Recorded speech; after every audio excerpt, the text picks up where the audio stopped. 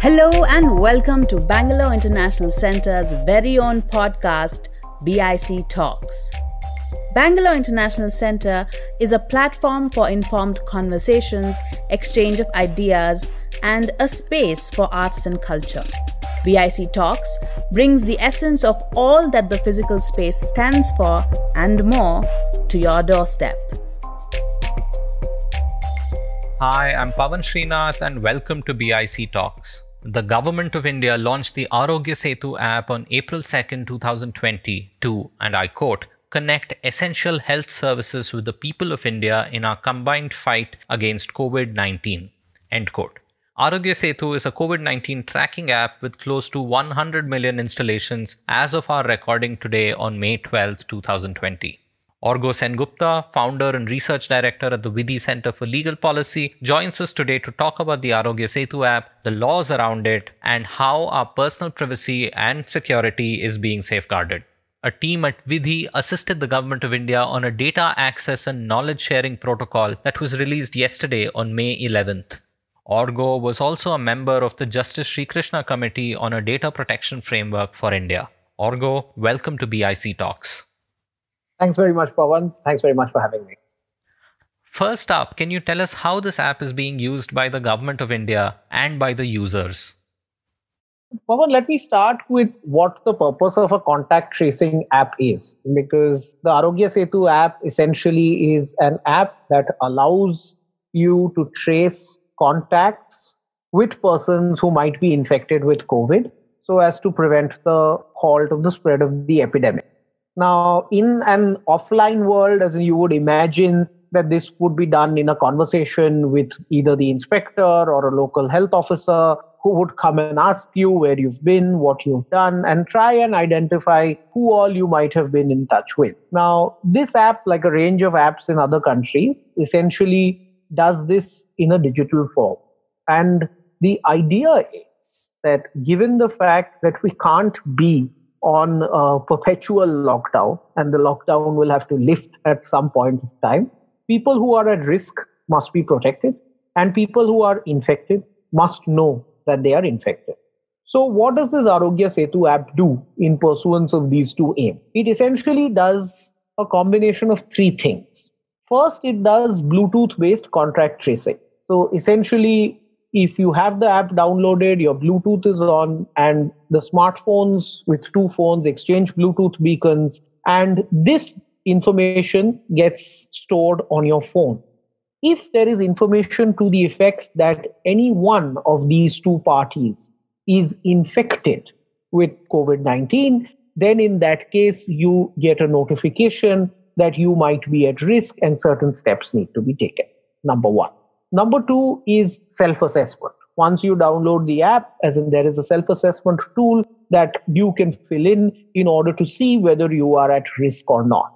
Once that self-assessment is filled in, and you can fill it in on an ongoing basis as well, but once you filled it in, if it is found that you're in a category that is at risk, then there is a back-end triage system that is followed where people who are at risk, this funnels through Ayushman Bharat to a call center operator and down to a doctor who can give you advice on what you need to do, whether you need to self-quarantine, whether you need to go to a hospital and get yourself checked. So that's the second thing, which is self-assessment, allowing you to understand whether you need to do something regarding the disease. And the third is what is called syndromic mapping. And this has actually been the most controversial because of the fact that it captures location data. So essentially, the purpose of syndromic mapping is to detect hidden hotspots. So essentially, as the lockdown is progressively reduced and people start resuming their normal lives, the virus hasn't gone away. So the question is, how do we understand if hotspots are emerging? So what essentially syndromic mapping does is that through the location data on your phone and a range of other factors such as this self-assessment data and Bluetooth contact tracing, it tries to understand or predict in advance as to whether certain areas in the country are likely to become hotspots well in advance of when they do actually become hotspots, which require tests. Now, on this basis, 130 hotspots have been predicted, which have later become real hotspots. The success rate is reasonable. It's not great. A lot of machine learning needs to go in the back end to make it better. But this is broadly what the Arogya Setu app wants to do. It, as you said right at the outset, as in it is to protect public health of citizens at the time of a pandemic. Here, how do you see the evolution of the app? The syndromic mapping throws up a lot of privacy-related concerns, right? And we'll come to some of that later. But can you tell us a little bit about how this app sort of takes our data, uses it for our personal immediate benefit and for syndromic mapping?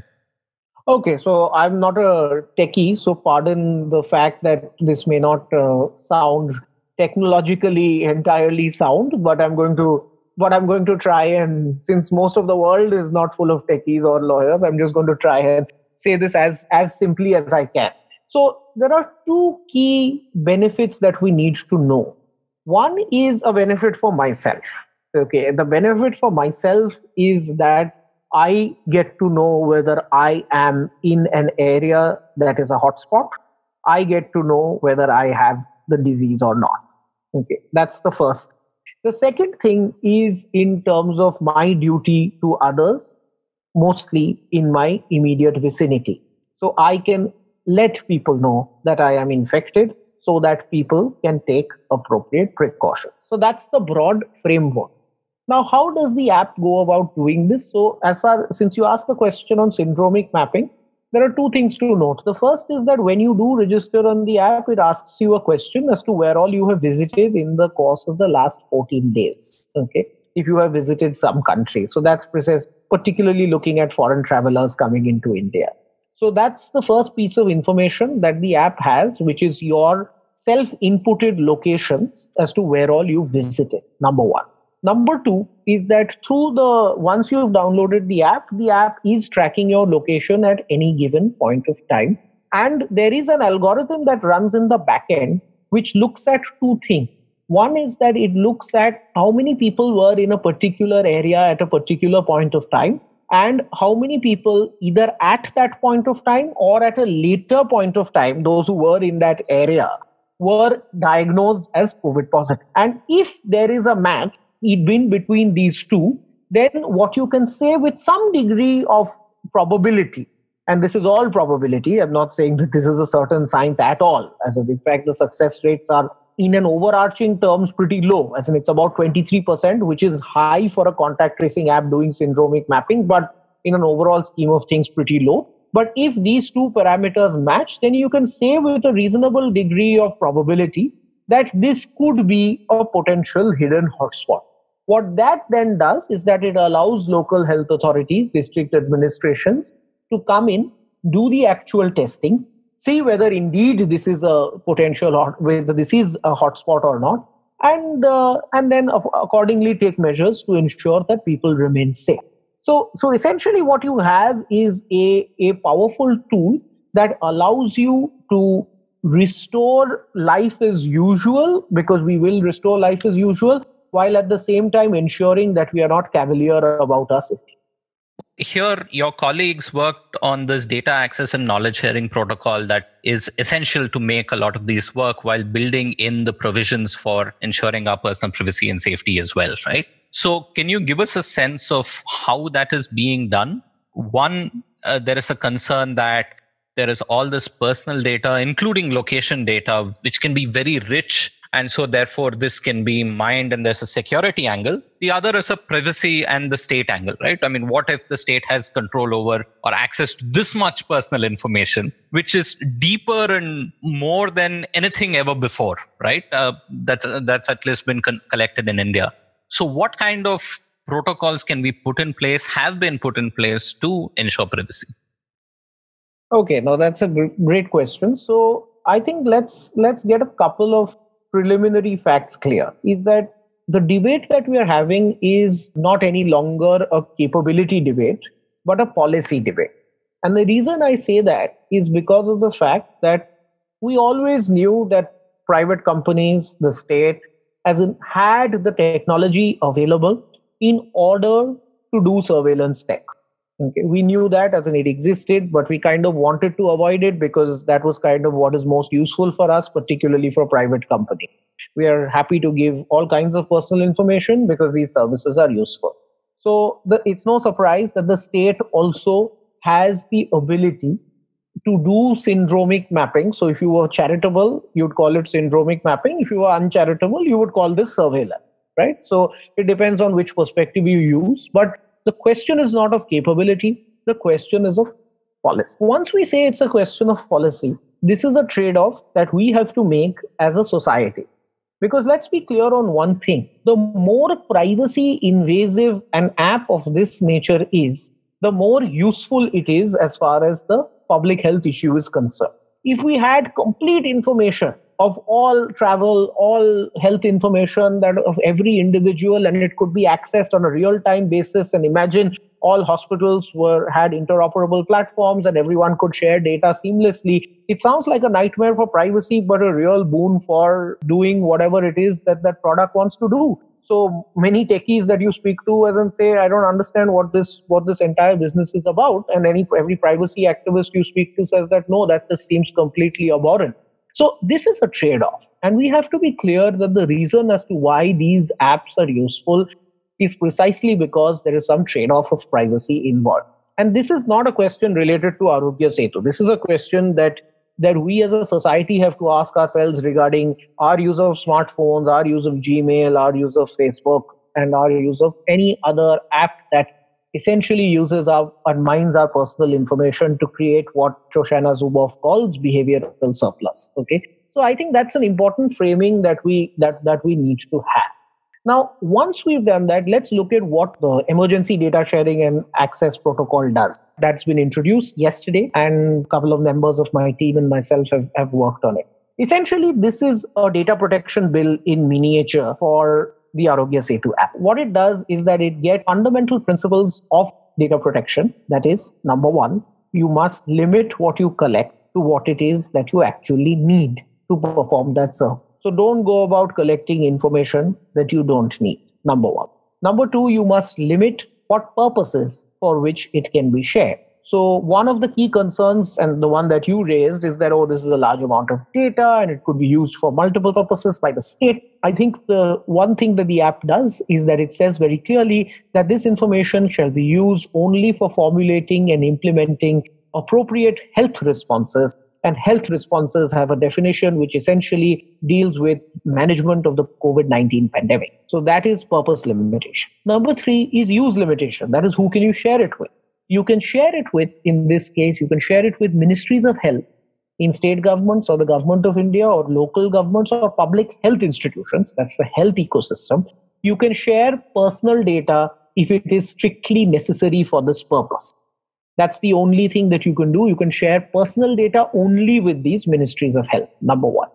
Number two, for de-identified data, that is stripped of personal data, that can be shared with other ministries for the same purpose. That is management of the COVID-19 pandemic. Like you may have to share something with the local police station, but you will try and share de-identified, not try and share. There's a mandate that you can only share de-identified information. And number three is that for research purposes, you can share hard anonymized data. So hard anonymized data is essentially with anonymization protocols that are significantly more stringent, that makes it near impossible to de-anonymize or make the person identifiable. You can share that data with Indian universities and research institutions and research entities so that they can do further research on how to manage the pandemic.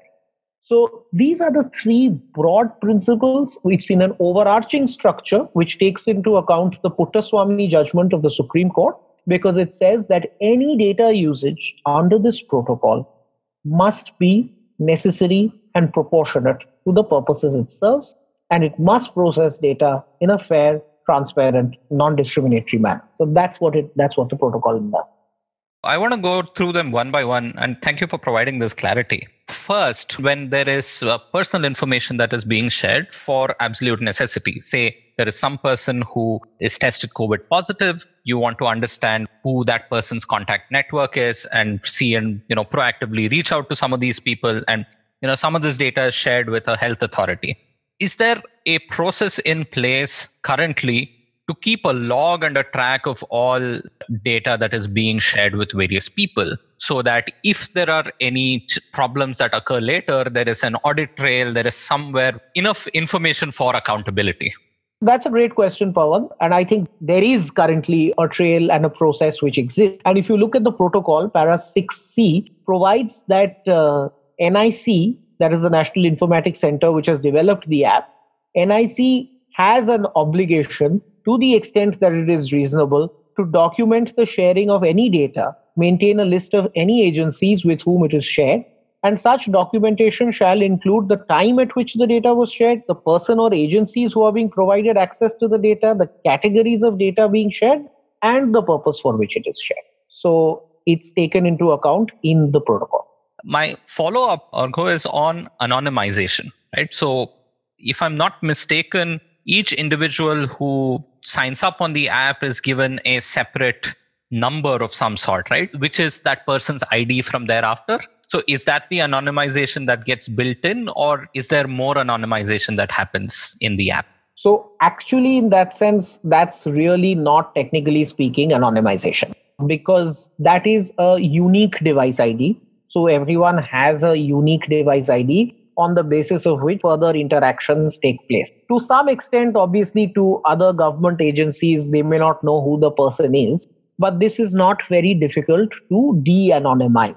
So I would say that that is a level of protection, though many people have rightly asked the question as to why we must have one unique device ID for every person, and why not have dynamic IDs which keep changing, because that would further this goal of anonymization. I really don't have an answer to that question. This is to do with the technological capability, but it's certainly an issue that must be looked into.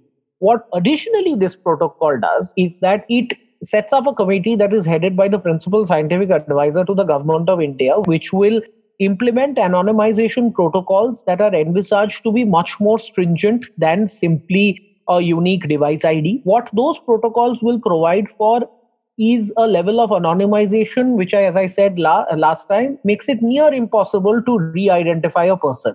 And that's the information that will be shared for research purposes. So to answer your question very simply, there is going to be sharing of personal information. Let us be clear on that, but that is only going to be for health purposes. For research purposes and for things that are not directly related, it is going to be on the basis of some degree of hard anonymization.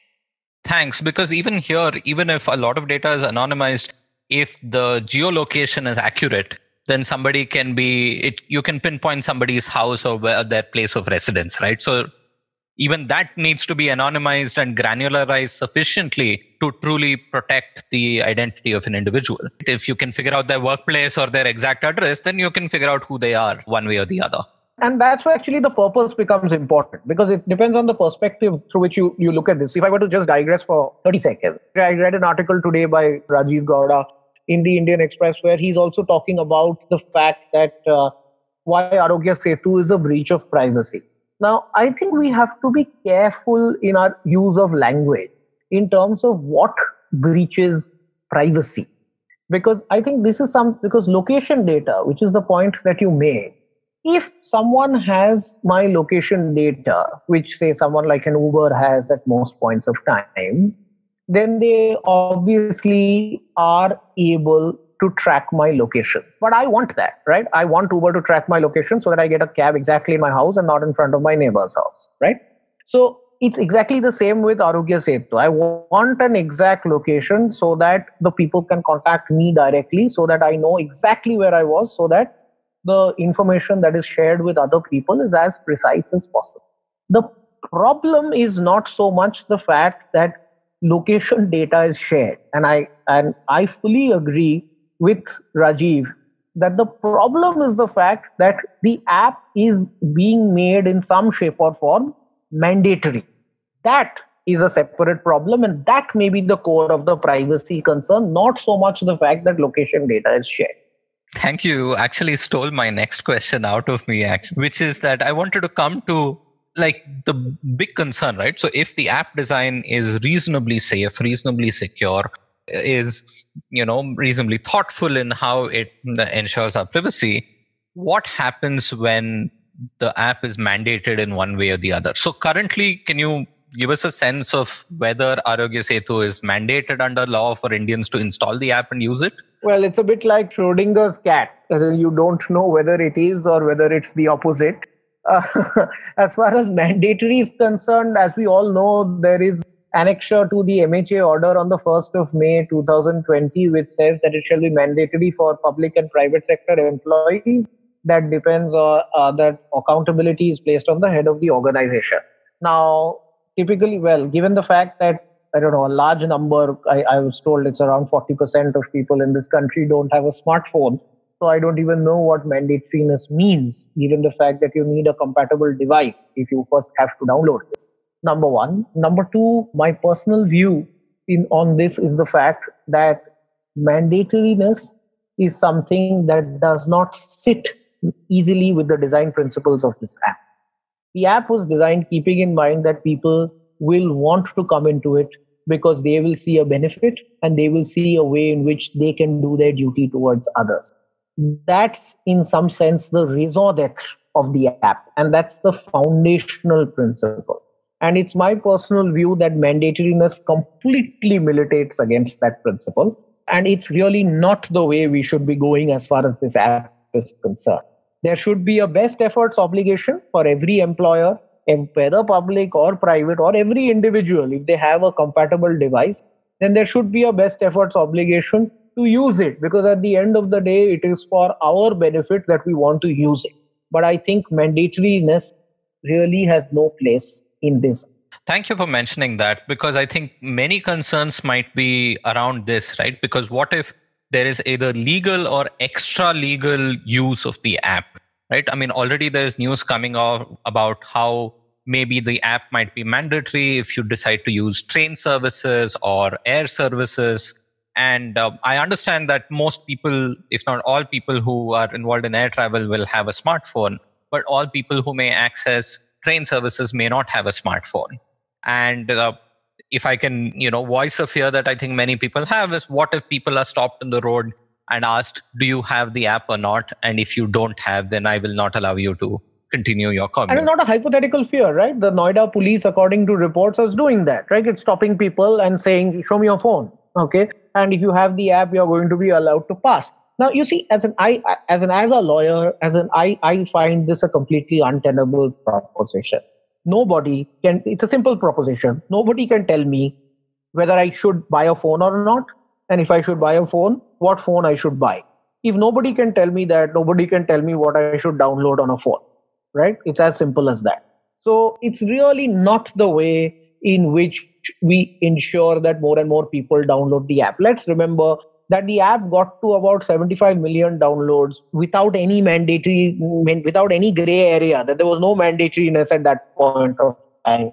There were requests that were made by a lot of people, and a lot of powerful people, of course, that you please download the app. And people did download the app, perhaps because someone important was saying it, but perhaps because they thought it was in their own benefit.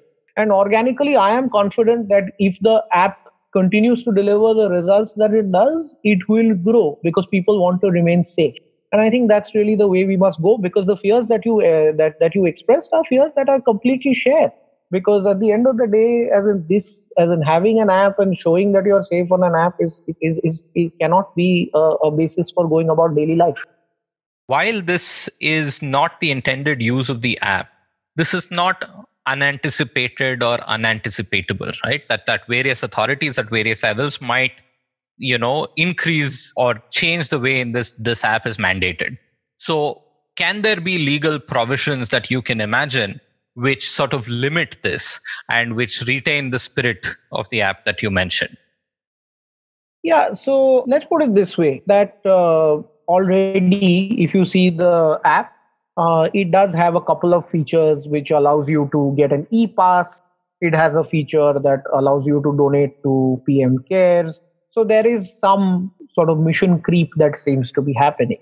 But that mission creep is currently voluntary in nature. No one is saying you're obliged to donate to PM Cares. No one is saying that you're obliged to get an e-pass. So as long as this is, as in if there are added functionalities which are purely voluntary in nature, I see it a bit like Uber introducing Uber Eats, right? Okay, if I don't want to order it, I don't use it. If no one's telling me to eat. That's number one. But if now there are more and more authorities which start mandating the use of this app, that mandating must happen through law. This is a clear verdict in the Puttaswamy judgment that any restriction on privacy, and once something is mandated and you're mandatorily taking away my personal information from me, and some of it could be very sensitive personal information as well, that's the point of time where we say, okay, there is a possible breach of privacy here. So let us look at the legitimate state interest. So look at the legitimate state interest, we must have three things. First, there must be a law. So if tomorrow the airlines were to say, or whatever the Civil Aviation Ministry were to say that, before you board a plane, you must have this app, then there must be a law to say that you must have this app. Number one. Number two, that law must show as to why it is necessary for the authorities to mandate this app. And third, you must also show that it's proportionate. Now, if I were to just break down that necessity and proportionality, because I understand that we don't always speak to a legal audience and we sometimes can get caught up in jargon of our own. Essentially, what they will have to show is two things. One, can you not do without this app? Number one. And number two, what about the people who don't have? Are you going to say that they will not be allowed to travel on the train or the plane? Or are you going to say that you're going to make some alternate measures which will allow them to do it while remaining safe at the same time? So I think these are the protections that we need. And as you started out by saying, this is only the beginning. It's an evolving process. I hope we don't get to a stage when we are mandating the app left, right, and center. But if we are, it's a trade-off that we are making as society, and we must continue to ask questions in terms of what the law is, why it's necessary to do it in a particular case, and whether it's proportionate, and take it on a case-by-case basis. Orgyo, thank you so much for joining us on BIC Talks and shedding light on this topic. It was a pleasure having you here. Thanks very much, Pawan, for having me. It was a pleasure too. This episode of BIC Talks has Gaurav Krishna as our sound engineer, with support from Sarvanaraj, and the episode artwork was made by Chandni Venkataraman.